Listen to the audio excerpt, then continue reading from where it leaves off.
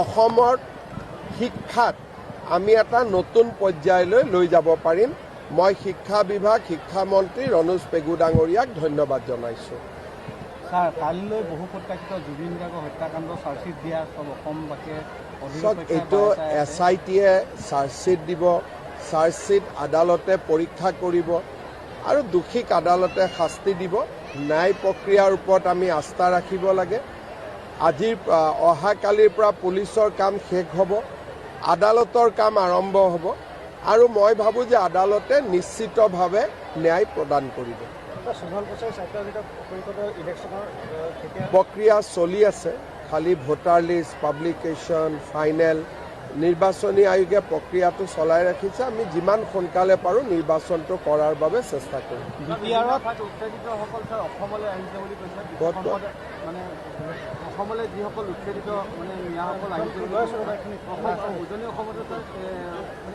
আমি আহিব দিব নালাগে আৰু যদি উজনি অসমতো কোনোবা মাটিত বহি আছে, যেনেকৈ আমি উৰিয়াম ঘাটত কৰিলোঁ আৰু 2-3টা জেগাত কৰাৰ প্লেনিং আমাৰ আছে, য'তেই বহিব আমি তাতেই উচ্ছেদ কৰিম। খালি মানুহে ভাড়াঘৰ দিব নালাগে, মানুহে আশ্ৰয় দিব নালাগে। মানুহে যদি নিজৰ ভাড়াঘৰ দিয়ে তেতিয়াতো আৰু আমি উচ্ছেদ কৰিব নোৱাৰোঁ। সেইকাৰণে যোৱাকালি মোৰ ভাষণত মই কৈছোঁ যে চৰকাৰে অকলে অসমক সুৰক্ষিত কৰিব নোৱাৰে, সকলোৱে তাত অৱদান জনাব লাগিব। ভাড়াতীয়াই ভাড়া দিব নালাগিব, ইণ্ডাষ্ট্ৰিয়েলিষ্টে কাম দিব নালাগিব, ঠিকাদাৰে কাম দিব নালাগিব। মানুহে নিজৰ মাটিত খেতি কৰিবৰ কাৰণে অচিনাকি মানুহক মাতিব নালাগিব। ই এটা জাতীয় প্ৰতিৰোধ এটা গঢ়ি উঠিব লাগিব। আজিৰ পৰা অৰুণোদয় আৰম্ভ কৰিছে। অহাকালিৰ পৰা 4 লাখ, মই যাম অহাকালি। 4 লাখ BTR-ৰ বাসিন্দাই অৰুণোদয় লাভ কৰিব।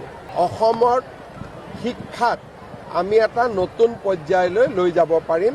মই শিক্ষা বিভাগ শিক্ষামন্ত্ৰী ৰণোজ পেগু ডাঙৰীয়াক ধন্যবাদ জনাইছোঁ। স্যাৰ, কালিলৈ বহু প্ৰত্যাশিত জুবিন গাৰ্গৰ হত্যাকাণ্ড চাৰ্জশ্বিট দিয়া সব অসমবাসীয়ে এইটো SIT-য়ে চাৰ্জশ্বিট দিব, চাৰ্জশ্বিট আদালতে পৰীক্ষা কৰিব আৰু দোষীক আদালতে শাস্তি দিব। ন্যায় প্ৰক্ৰিয়াৰ ওপৰত আমি আস্থা ৰাখিব লাগে।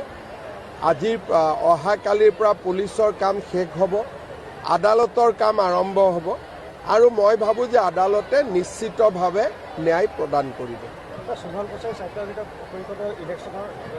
প্ৰক্ৰিয়া চলি আছে, খালি ভোটাৰ লিষ্ট পাব্লিকেশ্যন ফাইনেল নিৰ্বাচনী আয়োগে প্ৰক্ৰিয়াটো চলাই ৰাখিছে। আমি যিমান সোনকালে পাৰোঁ নিৰ্বাচনটো কৰাৰ বাবে চেষ্টা কৰিম।